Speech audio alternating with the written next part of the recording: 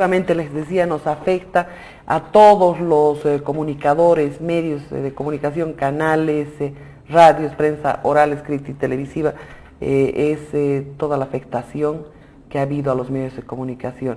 En realidad, todos los gobiernos de facto, fundamentalmente, y los gobiernos democráticos, siempre han intentado acallar a la prensa, afectar a los medios de comunicación, poner todo el aparato burocrático del Estado en franca persecución de los medios de comunicación, de los comunicadores, de los periodistas. En este caso tenemos, creo, la más osada, la más audaz y la más atrevida afectación a los medios y a los derechos constitucionales, al Estado de Derecho. Creo, sin temor a equivocarme, que la libertad de expresión es el mejor antídoto contra la corrupción. Es decir, tenemos a los medios haciendo seguimiento permanente de todo lo que representan los malos manejos del Estado. Hoy, como nunca, tenemos una máxima autoridad que tiene que velar por los intereses del Estado, me estoy refiriendo a Gabriel Herbas, que definitivamente no mira absolutamente nada de la corrupción del gobierno central, del Ejecutivo, de los municipios, es decir, corrupción desmedida, desmesurada, descomunal por todos lados. Y un gobierno que al que no le tiembla la mano en iniciar juicios, en hacer persecuciones, en allanar. Este medio de comunicación ha sido allanado 3 veces en este gobierno de Juan Evo Morales Ayma. Hemos sufrido atropellos a los derechos humanos, abusos. Imagínense, de acuerdo a las leyes bolivianas es más fácil matar a una persona que allanar un domicilio, pero sin embargo lo han hecho con mi domicilio particular y lo han hecho con una cantidad de gente en todo el país que incluso ha perdido la vida. Tenemos la experiencia de los hermanos en el Alto que han fallecido a efecto de temas oscuros y de temas que no se han aclarado, que no se han juzgado.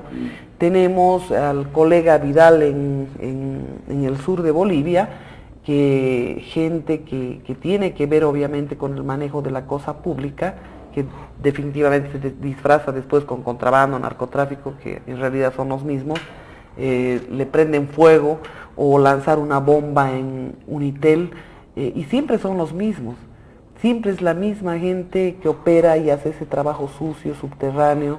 Ahí lo tienen a Nava Zurita, ahí tienen a una cantidad de personajes que han estado mezclados con la UTOP, que han estado mezclados con operativos de terrorismo y que aparecen en todos los escenarios, incluso matando a una colega periodista de PAT, asesinando a una colega periodista de PAT, porque conocía los detalles de todo lo que representa esa tramoya de terrorismo que simplemente se armó de parte del gobierno, y eso ya se ha puesto en evidencia, para liquidar los mandos en las organizaciones cruceñas, para cooptar todo lo que representa esto y por supuesto detener, perseguir, hacer una persecución jurídica contra los periodistas, contra los medios, contra la gente, contra los dirigentes cívicos, contra los empresarios, y generar una suerte de debilitamiento, de miedo.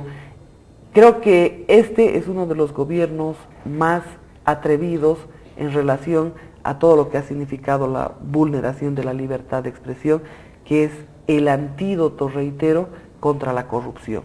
¿Por qué otro medio, por qué otra situación la gente puede enterarse de todo lo que está sucediendo en el país si no es a través de los medios de comunicación?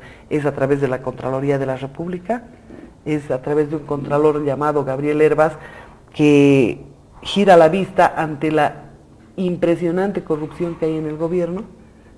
Hablemos de la libertad de expresión, que es un derecho inscrito en la Constitución pasada y es un derecho inscrito en la Constitución del masismo.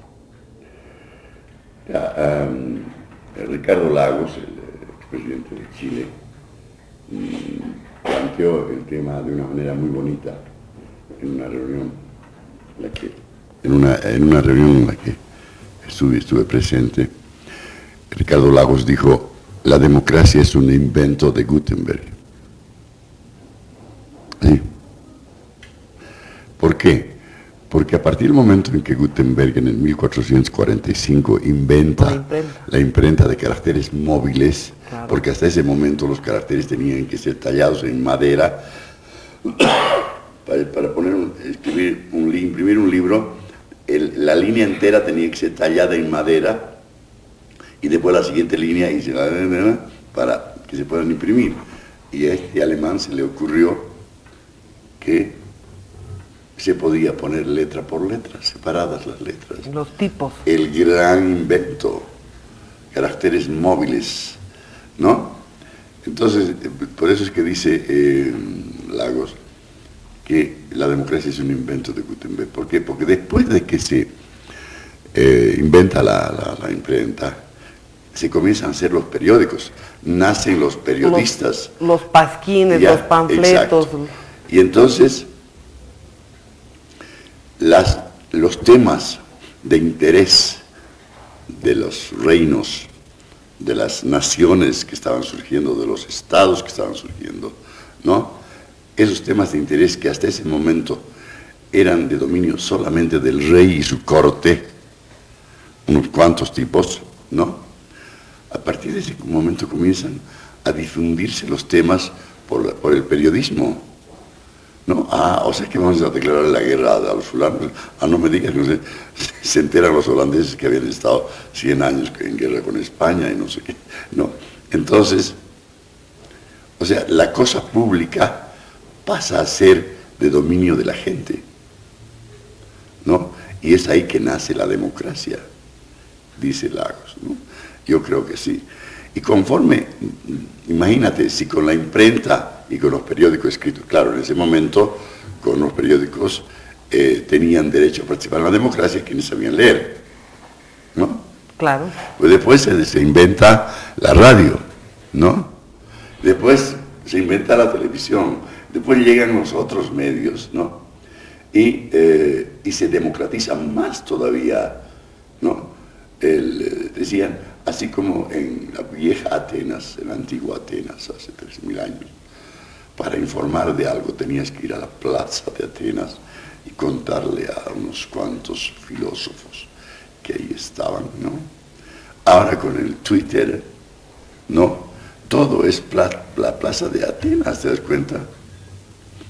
Se ha democratizado totalmente, se ha abierto todo. Todos están enterados de las cosas, ¿no?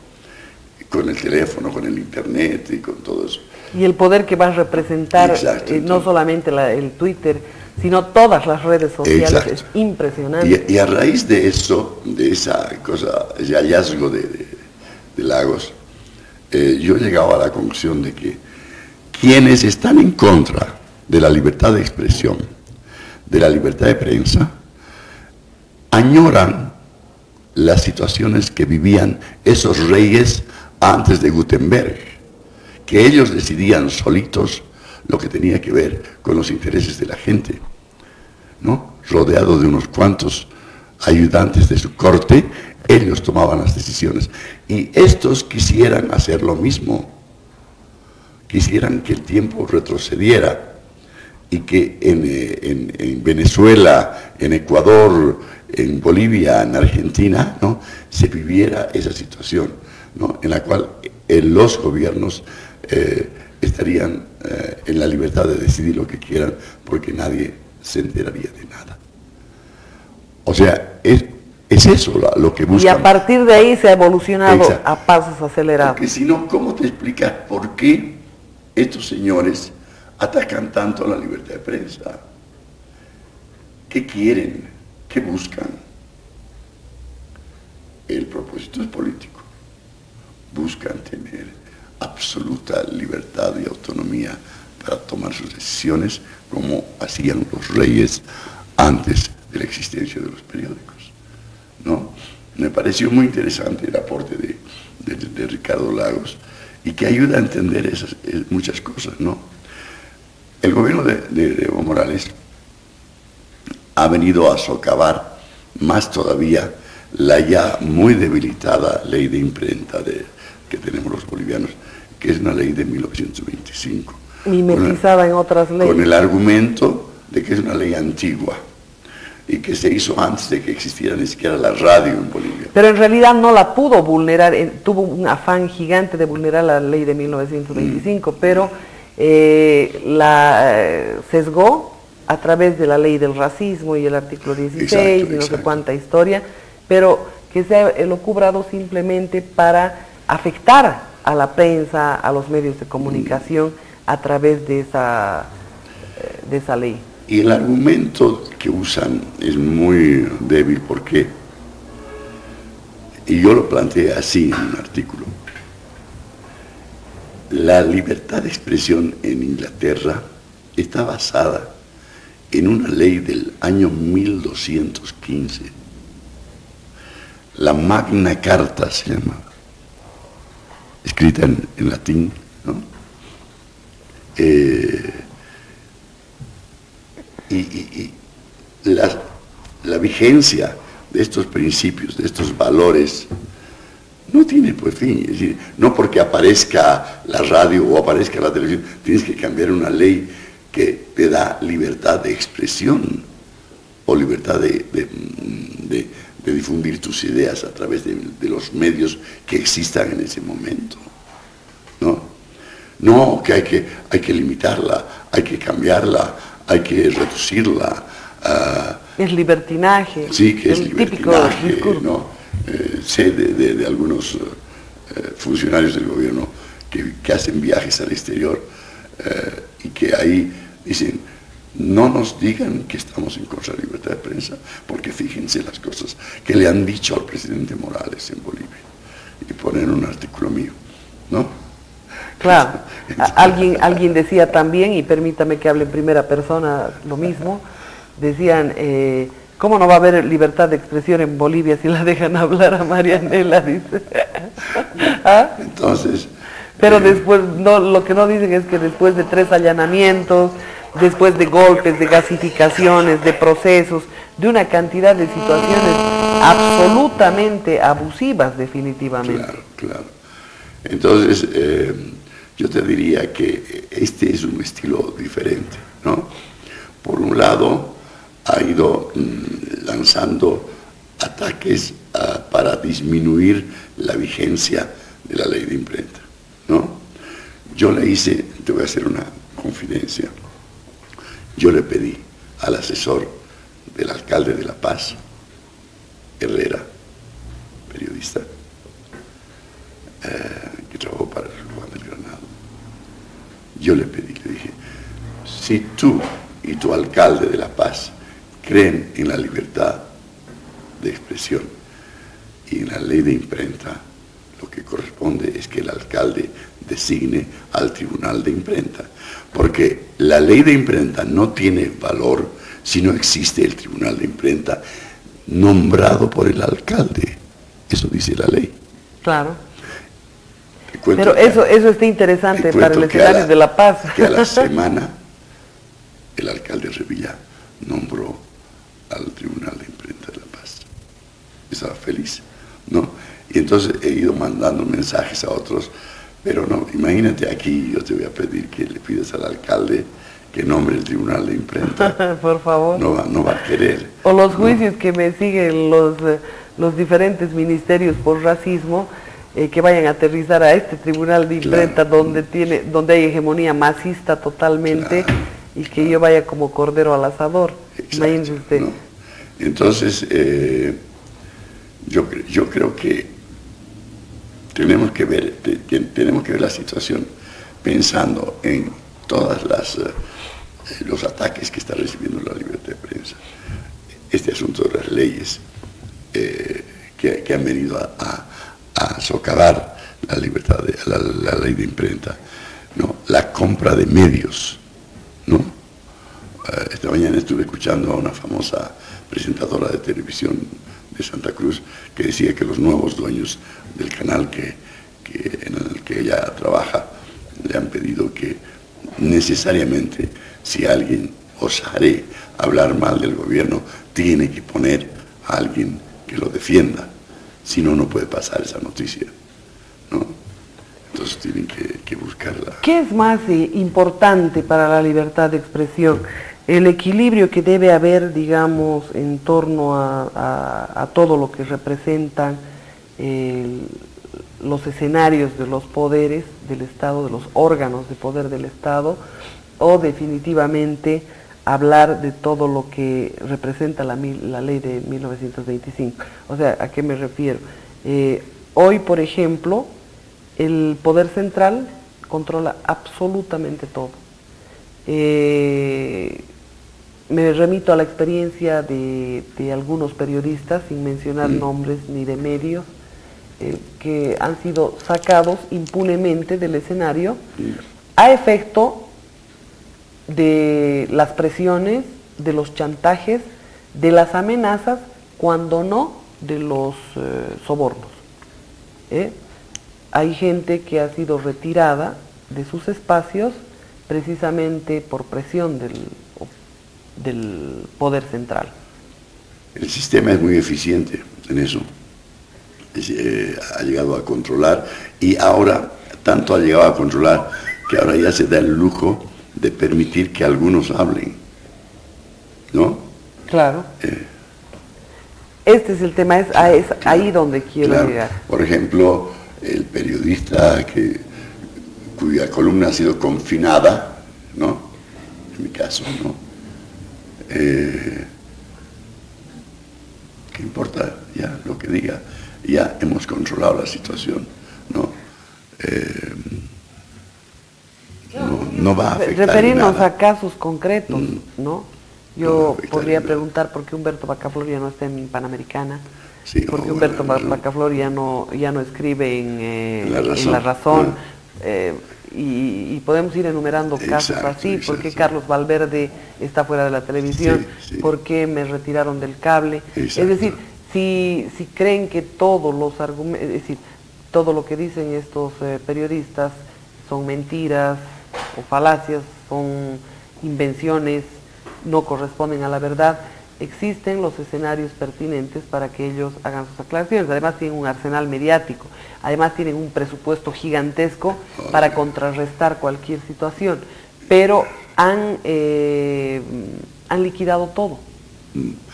Mira, yo sé que, por ejemplo, en la última crisis que hubo en La Paz, en un matutino, el dueño del matutino, que se quedó sin su director, recibió una llamada del gobierno en que decía: a este tipo que lo estás considerando no lo vamos a aceptar.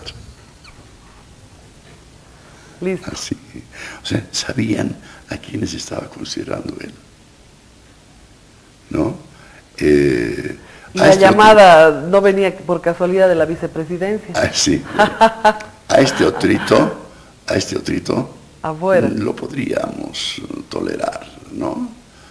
Pero Tito, para nada. Ni por si acaso. ¿No? ¿Y eso qué significa? Presión, chantaje, abuso de poder, tráfico de influencias. Que están muy bien informados. Terrible. ¿No? Porque la lista de los potenciales directores la tenía el propietario en su billetera, digamos, o en su cabeza. Claro. ¿No? Y recibe la llamada, ¿no? Entonces tienen un control, una información exacta del asunto, ¿no? Tienen infiltrados en todos los medios. Esos medios que uno cree que son independientes están infiltrados, ¿no? Están infiltrados. Y hay grupos masistas. Es decir, no me creerías si te digo los medios en los cuales están, en todos. Pero han utilizado todas las formas de cooptación de los medios. Sí. En algunos casos han comprado los medios, sí. En otros casos han ejercitado tal nivel de presión que los canales, los periódicos o las radios que están en cuestión están absolutamente dirigidos por ellos. Han comprado un arsenal mediático completo que tienen a disposición para este proceso electoral. Entonces, ¿qué le queda al ciudadano? Eso es interesante, esa pregunta que acabas de hacer. El ciudadano sabe leer, sabe reconocer, sabe leer entre líneas, sabe distinguir, ¿no?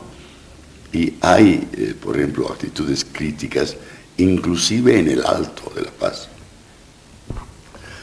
Y tú dices, ¿y cómo puede ser? Si resulta que es una ciudad totalmente controlada, barrida por los medios de comunicación estatales, o paraestatales, o machistas, ¿cómo puede ser? Porque la gente no es tan ingenua como parece, ¿no? O sea, las informaciones, la gente las analiza, las evalúa y recién las considera, ¿no? Las mentiras, cuando son demasiado obvias, no pasan. Bueno, pero hoy estamos en un espacio en el que, en una coyuntura más bien, en la que nadie puede manifestarse en contra del gobierno por ningún medio de comunicación. Incluso el gobierno ha analizado seriamente de afectar aquellos espacios que han trascendido, digamos, al Estado. Sí. Estoy hablando de las redes sociales, que sí, en muchos países se han constituido en un poder espectacular. Sí. La experiencia de Obama con las redes sociales y los aportes para su campaña, o la experiencia de Enrique Capriles, han representado unos hitos históricos prácticamente en el boom de lo que es la comunicación. Un empresario especializado en proveer cuestiones relacionadas con el Internet me ha comentado que formalmente y firmemente el vicepresidente le ha dicho: nosotros no vamos a hacer nada por mejorar el Internet. ¿Por qué? Porque es un medio que no se puede controlar. Es un medio que a todos se les ha salido del control. Exacto. No se puede controlar. Bueno, pero sin embargo el gobierno está anunciando la penalización de los comentarios por doquier. Es decir, lo que usted postea, lo que usted comenta en Internet, de alguna forma este gobierno está buscando penalizarlo. Sí, quisiera, pero yo creo que... Si tuviera el control lo haría. Sí, no tiene, no. Yo creo que lo que le interesa son los medios masivos, la radio sobre todo y la televisión, ¿no? Muy atrás y al final están los medios escritos, ¿no? Porque la gente no lee. La gente no lee, pues. Y lee cada vez menos. Y acude cada vez menos a los periódicos y a la televisión. Exacto. Yo creo que las nuevas generaciones prácticamente están aisladas de la televisión. Están aisladas, es decir, como medio de información me refiero. La gente está más en las redes sociales. En las redes sociales, sí, sí. Pasa impresionante cantidad de horas frente a un computador. Si no es en su domicilio, es en esa gigante expresión que ha tenido como proliferación los cafés internet. Sí. En todas partes, usted encuentra en las provincias, se encuentra en todo lado. Sí, pero lo que me preocupa a mí es que parece que algunos jóvenes no usan el Internet para informarse o para conocer algunas cosas que tendrían que conocer. Claro, mayoritariamente se dedican o a la pornografía o a los juegos. Sí. Pero el instrumento que se ha desarrollado, como es el Facebook, ahí quieran o no les llega cierta cantidad de información. Sí. Escueta, sencilla, y muchas veces gráfica, que lo cubra mucho más que 1000 palabras, ¿no? Sí, claro.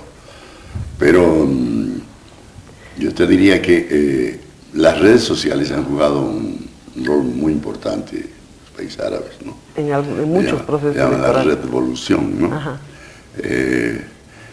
Yo no sé hasta cuánto pueda avanzar en Bolivia. La penetración del Internet es mínima. Creo que llega a 2% de la población boliviana, ¿no?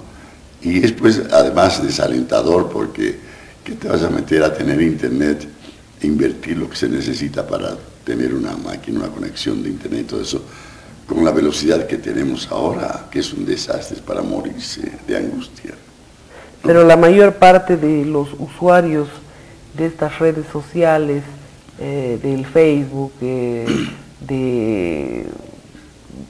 no me animo a decir del Twitter, están en los cafés internet, no están en los domicilios.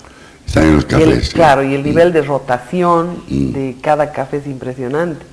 Es decir, la gente ingresa como modalidad común, revisa el Facebook, está con el Facebook abierto y a la vez que está jugando, está chateando, está revisando información y las noticias, digamos, entonces es un medio que se está filtrando, sí. Claro, es un medio que se está filtrando por todos lados y le está haciendo imposible de controlar al gobierno. Yo creo que uno de los temores grandes que tiene el gobierno en este momento es al Facebook, porque vaya y pase aquella gente que no tiene acceso en el área rural.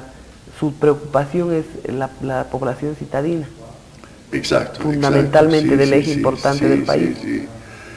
Y yo creo que la posibilidad de una segunda vuelta que la estaban analizando, ¿no? La considera también el presidente Morales, porque no está seguro de la respuesta de los electores, ni siquiera del Alto, ni siquiera de La Paz, aunque en La Paz es de la Troncal, la ciudad donde más apoyo tiene, ¿no? Pero no creo que haga nada por mejorar el Internet, como ha dicho el vicepresidente. Yo plantearía mis serias dudas en relación a ese tema. El nivel de desprestigio al que ha llegado el gobierno es impresionante. Nunca creí en los volúmenes de votantes del gobierno, más bien creo en fraudes monumentales, en fraudes gigantes. A partir del padrón biométrico se ha presentado una denuncia en Amnistía Internacional donde se reportan 2.800.000 carnets clonados en el país. Entonces este es un referente de mega fraudes. Claro. Porque imagínense, 2.800.000 representa un altísimo porcentaje de población electoral que puede hacer variar cualquier elección. Y me temo que la orientación de todo lo que representa este nuevo proceso electoral al habilitar el voto consular y al habilitar la inscripción biométrica también está yendo por ese camino, a generar fraude. Lo que ha dicho Evo Morales el otro día, yo quiero que lleguemos al 74%. ¿Qué quiso decir en realidad? Para decirlo en una palabra, yo necesito 2/3. Claro. O sea, no voy a gobernar sin 2/3.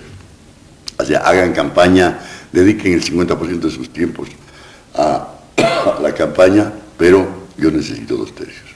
Me he acostumbrado a gobernar con 2/3 en el Parlamento. Porque así puede hacer lo que le viene en gana. Ese es el mensaje, claro. Dudo mucho, tengo la certeza de que en condiciones honestas de manejo de campaña a través del Tribunal Electoral, eso se pueda dar bajo ninguna circunstancia.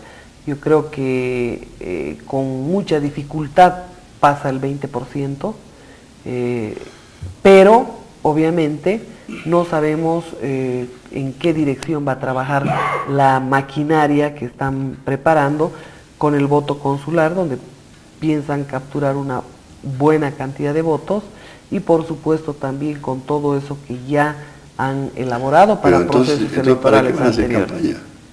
¿Para qué van a hacer campaña? Uno, para disimular. Dos, porque definitivamente tiene que haber, tiene que tener la certeza de lo que están haciendo, porque definitivamente la gente tiene que volcarse masivamente a ejercitar control electoral por un lado, pero normalmente en los padrones que han sido diseñados últimamente, quien diseña esos sistemas deja con puertas abiertas, porque hay incluso se han dado casos de inversión de votos, es decir, la máquina automáticamente, la computadora automáticamente ya te contabiliza el número mayor, es decir, la computadora hace lo que tú le dices, como la diseñas. Y no será que en realidad él dice, como vamos a ganar de todos modos, hagamos campaña, pues. Porque si no hacemos campaña van a decir, ¿cómo han ganado sin haber hecho campaña? Claro, tienen que preservar todos los escenarios. Están cubiertos todos los ángulos, ¿no? Entonces, yo tengo la certeza que ha operado el fraude en todos los anteriores procesos electorales, pero el fraude que están preparando ahora me parece que es el fraude más grosero que se va a reflejar en todos los procesos electorales que nos ha hecho vivir bajo su gestión Evo Morales. ¿No estás de acuerdo conmigo? Sí.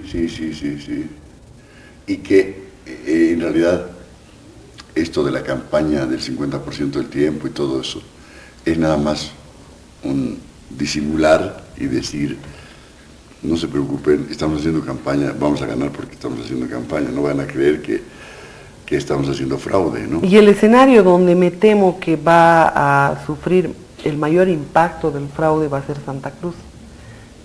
Para esto están preparando el terreno, mostrándole a la opinión pública que están haciendo buenas migas con el sector empresarial, que están haciendo buenas migas con los cívicos cruceños, y que bueno, como los empresarios se vendieron, entonces la elección fue ganada también en Santa Cruz.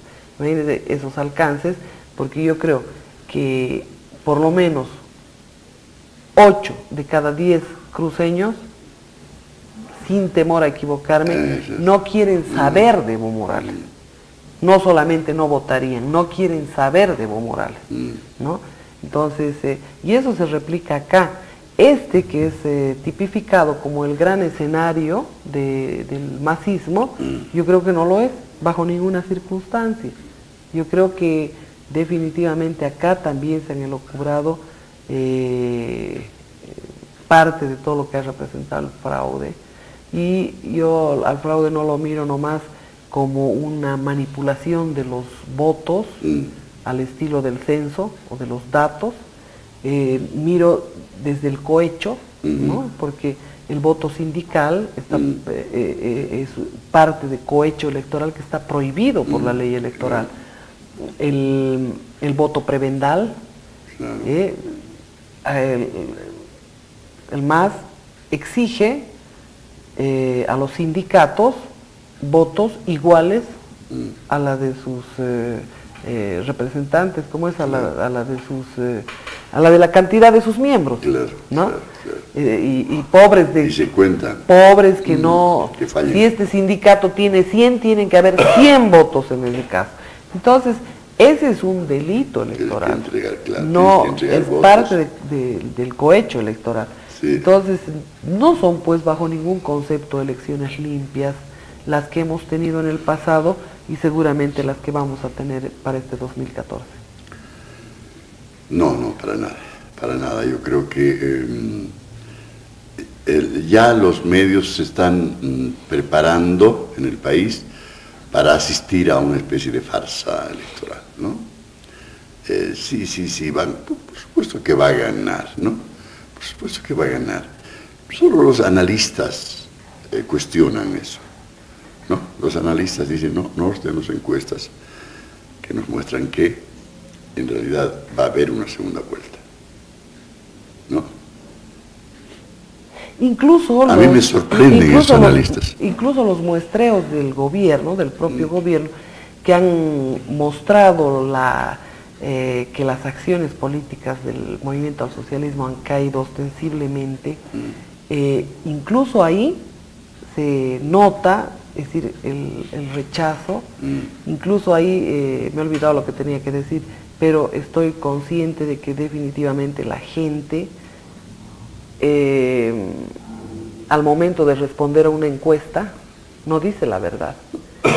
Por ejemplo, si tú estás en el escenario de estar haciendo una encuesta en el mercado, por ejemplo, a la caserita, a la persona que tiene su puesto, a esa mujer que le teme a la intendencia manejada por el MAS, a esa mujer que la presionan y la sonsacan a diario para cobrarle centajes, ¿usted cree que va a decir al encuestador, le va a decir, no voy a votar por el MAS?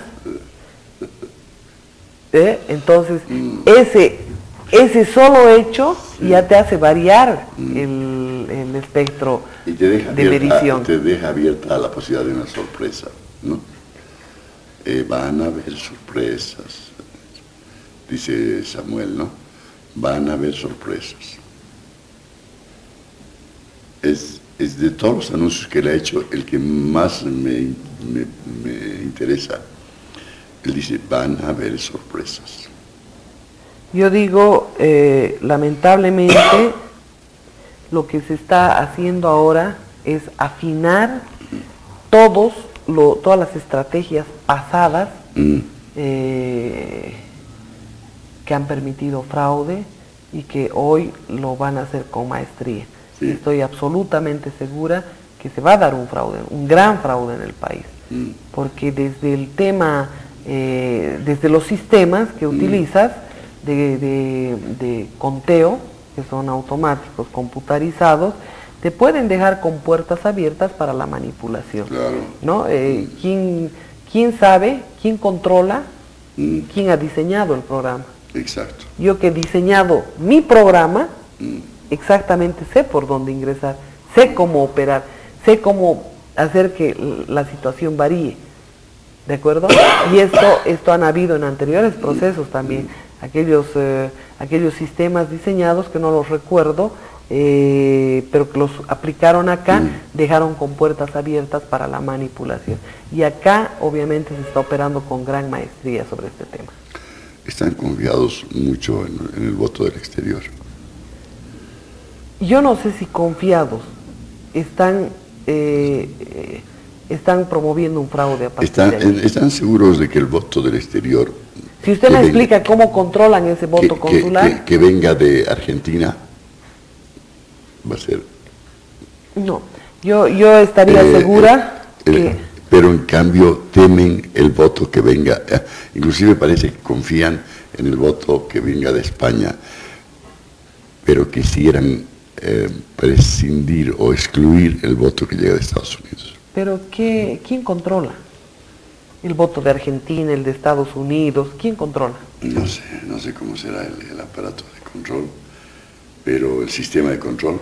¿Para usted el Tribunal Electoral es confiable? No. ¿No es confiable? No. Ahí está la respuesta. Claro.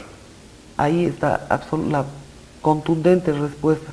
Al no ser confiable, todavía no se ha pronunciado el órgano que va a manejar el proceso, porque por lo menos acá, en los diferentes recintos electorales, te quedas hasta por curioso a mirar actas y a tener una suerte de muestreo, ¿no es cierto? O las encuestas en boca de urna. Pero lo que venga del exterior, o lo que vaya al exterior, nadie controla. Es solamente todo el aparataje gubernamental desplegado y que mañana nos va a decir 500,000 votos Evo Morales, tema que te hace variar absolutamente todo. Sí. Ahora, yo veo en Facebook una actitud muy crítica, ¿no? Y gente que tiene capacidad para evaluar, sopesar la gravedad de las denuncias de corrupción, ¿no? De los hechos de corrupción. Y yo creo que eso va a pesar. Eso va a pesar. Definitivamente. Porque ese segmento de población es representativo, influye en otros sectores, en otros segmentos, ¿no? Y podría decir, porque realmente en Facebook se lee, esto es una barbaridad, hasta insultos, ¿no? Y porque la gente, como tú dices a veces, a la gente no le gusta pues que estén sembrando nabos en sus espaldas. Claro. ¿No? Acá y a coca nos siembran a los cochabaminos y a los nabos. Y cuando ocurren estas barbaridades, ¿no? A ver, del Cutipa, del Ormachea, ¿qué tal? Del Sanabria. Pero Cutipa, íntimo amigo claro, de Evo Morales, ¿no? ¿verdad? Y entonces la gente dice, pero que alguien diga algo, claro, como no dice nadie, como el Contralor no dice nada sobre los escándalos los negociados, ¿no? Y como la Corte Electoral, ¿cómo se llama el Tribunal Electoral? Tribunal Supremo Electoral. No dice nada sobre el asunto del 50% del tiempo, ¿no? De los ministros. Y la gente dice, pero ¿y esto qué es entonces, no? Y los jueces corruptos, los jueces, a esa pobre señora, la ex alcaldesa de Sucre, qué barbaridad, Nava. cómo está ella, de Nava, porque la han sometido a una tortura ladina, porque le tenían todas las semanas, según tú me has contado, todas las semanas tenían que ir a Padilla para estar 2 días respondiendo a un juicio que tiene ahí, y creo que lunes y martes, y jueves y viernes tenía que estar en Sucre para responder a otro caso, ¿no? ¿Y eso qué quiere decir? Que la pobre se la tenía que pasar la vida viajando, y su hija llorando, contó y dijo, es que ya no puede ella aguantar esto. Es un nivel de persecución impresionante. Claro que tú le vas a preguntar, pero ¿y qué pasa? ¿Por qué es esto? Ah, no sé, no nos metemos con la justicia. Ella tendrá que responder, ¿no? Y son perversos, ¿no? Pero perversos. Mire el ejemplo de José María Bakovic. 71 procesos penales. Sí. 71 procesos. ¿Usted cree que haya físico que aguante eso? Bolsillo que aguante para encarar 71 procesos. Hoy está con una audiencia en Cobija, mañana en Tarija, pasado en La Paz, y el hombre tiene, por favor, tiene 70 años. No más. ¿Ah? Más. 77. Es una locura, es un abuso, es una torpeza. Sobre todo a un hombre que por lo menos en Cochabamba ha tenido una trayectoria, pero límpida, impecable. Pertenece a una familia conocida y reconocida de Cochabamba.